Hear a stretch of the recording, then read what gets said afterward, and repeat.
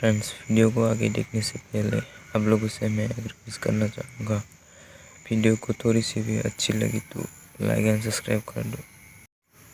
तो friends, video के अंत तक बने रहिए।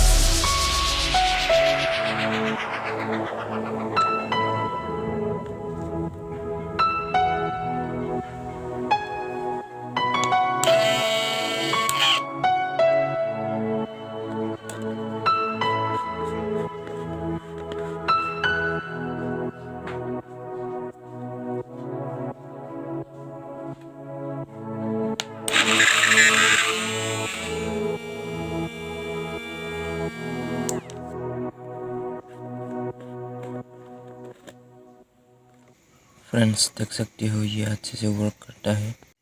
तो फ्रेंड्स, वीडियो को देख के कैसा लगा कमेंट करके ज़रूर बताओ और लाइक एंड सब्सक्राइब भी कर देना। तो फ्रेंड्स, आज का वीडियो इतना ही था। इसे मिलते हैं अगली वीडियो में, तब तक के लिए जय हिंद जय भारत।